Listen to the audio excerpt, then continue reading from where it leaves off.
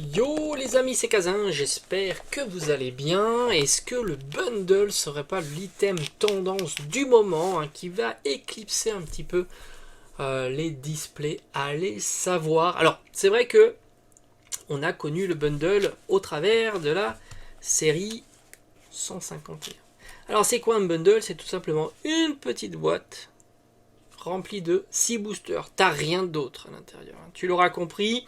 C'est pas exceptionnel en termes de quantité, puisque tu n'as que 6 boosters et tu n'as absolument aucun artifice. On retrouve pas de sleeve, pas de jetons, pas de dés, pas de cartes promotionnelles. Et pourtant, au moment où il est apparu, ça a été la tendance du moment. C'est le seul item qui a réellement surperformé sur 151. Alors c'est vrai que je t'ai fait une vidéo complète sur 151, je t'invite à la regarder, elle n'est pas très très vieille, donc elle est plutôt encore d'actualité.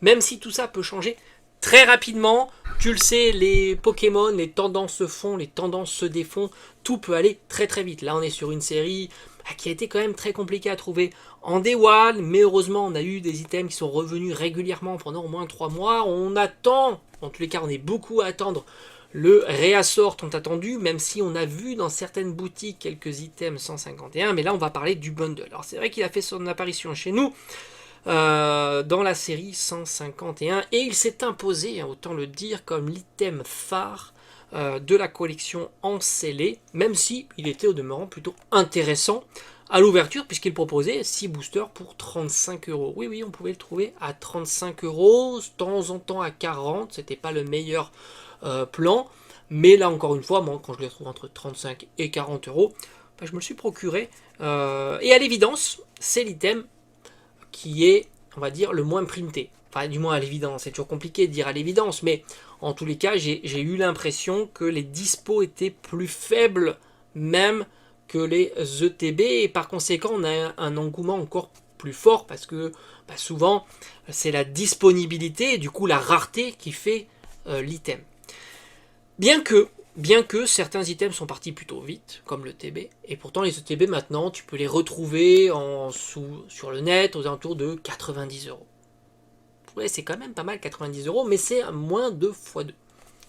Donc on est à quand même moins de x2 pour cet item, puisque grosso modo, une ETB c'était, on va dire, de prix moyen 55 euros. Et tu la retrouves à 90 euros. Et elle a eu quand même des moments un peu plus compliqués. On pouvait même la trouver il y a quelques temps à 80 euros. Là, le petit bundle, lui, il est déjà, je pense, plus demandé. Et on peut plutôt le trouver aux alentours de 75 euros. Donc on a dépassé, on va dire, raisonnablement le x2 pour cet item-là. Et surtout, on a l'idée de penser que c'est l'item qui va continuer à surperformer comparativement, on va dire, aux autres. Et sans compter que, contrairement à l'ETB, parce qu'il y a aussi ce parallèle qui est à faire, contrairement à l'ETB, tu as 9 boosters pour 90 euros, ce qui te fait 10 euros du booster. Là, on a dépassé les 10 euros du booster. Donc c'est ça aussi, il n'y a pas que le facteur 2 qui est intervenu, mais c'est aussi, du coup, par conséquent, on a dépassé les 10 euros, un peu symbolique, parce que 10 euros sur un booster, c'est quand même quelque chose. Alors, je vais pas te dire que les 10 euros, ça les vaut pas sur cette série-là, puisque tu le sais, pour ma part, j'étais même surpris de voir que le scellé ne s'aligne pas sur le prix des cartes. Et pour moi, quand on regarde l'intégralité des séries que l'on peut ouvrir, et des séries même plus anciennes, qui coûtent aussi 10, 15, même 20 euros, 151 n'a pas à rougir, et c'est une très bonne série, même à 10 ou 15 euros à ouvrir. Quand je dis très bonne série à ouvrir, tout simplement, tu es moins perdant quand tu vas faire des ouvertures 151 que d'autres séries qui sont complètement catastrophiques. Faut pas aller très très loin, tu parles de voltage éclatant, c'est catastrophique. Tu parles de Evo Céleste, c'est catastrophique. 151 à 10 balles, c'est pas catastrophique. Même à 15, c'est pas catastrophique. Quand tu fais abstraction de la chance, parce que le facteur chance peut te faire basculer d'un côté et de l'autre, donc on doit faire abstraction de cette chance-là, évidemment. Mais sinon, voilà. Donc c'est pour ça que j'étais assez surpris. Alors l'item tendance, on l'a vu donc arriver sur 151. On l'a pas vu arriver sur les séries classiques, hors point 5. Faille Paradox, il n'y a pas eu de bundle. On a eu par la suite Destinée de Paldea.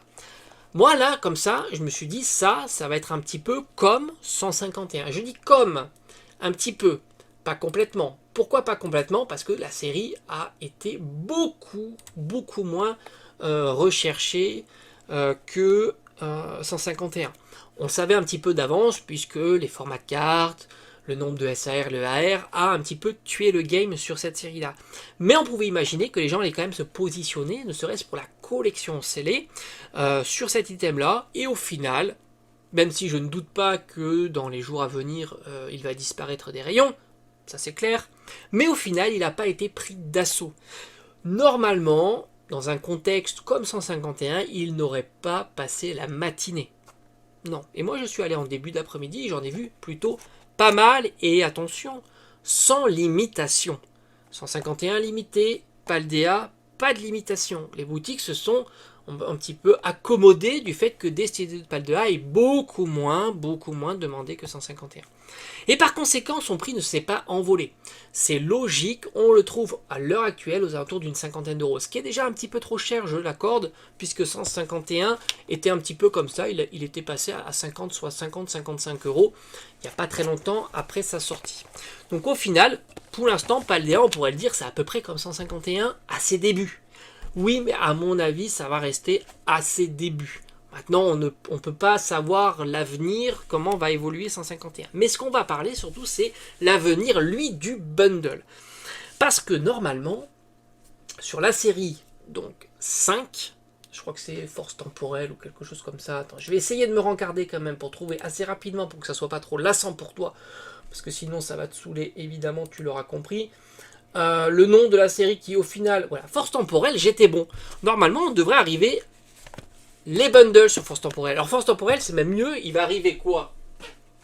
Il va arriver les kits d'AP et les bundles. Alors ça, c'est pour moi, c'est top. Enfin, c'est top. Oui et non, c'est top pour la collection, moins pour mon budget, moins pour mon porte-monnaie. Mais on va dire que plus il y a d'items de ce format-là de carte, moi plus je suis content. Format de série.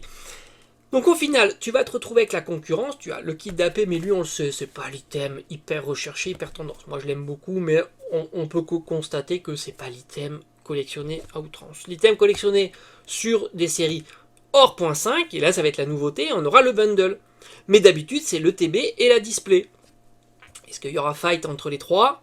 Allez savoir. En tous les cas, ça sera marrant de voir comment le bundle va tirer son épingle du jeu lorsque il va sortir sur une série classique. Est-ce qu'il va continuer à être plutôt recherché ou pas? Et là, franchement, j'ai pas d'idée sur ça. Tu l'auras compris, on nage en eau trouble.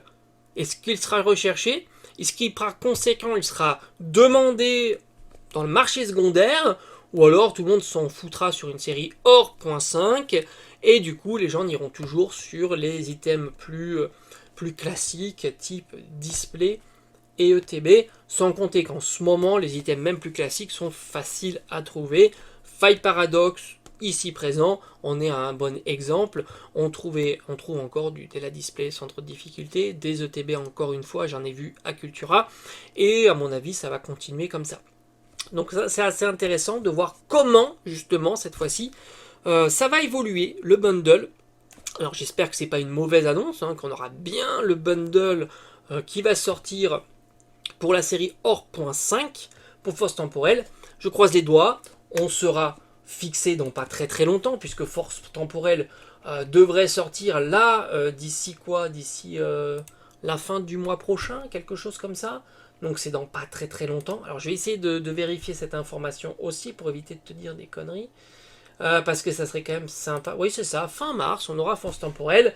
Et après, à savoir quand le bundle sortira, ça devrait être dans la lignée aussi. Oui, j'ai l'impression que fin mars, on aura aussi du bundle. Donc j'ai hâte de voir ça, comment on appelle ça, le marché va absorber ce nouveau paramètre. Ça, c'est pas à négliger. Et c'est plutôt une information que j'aime beaucoup. Ça va diversifier un petit peu nos collections. Moi, je vais pouvoir continuer 1 sur le kit de la paix, 2 sur le bundle. Donc ça, c'est top.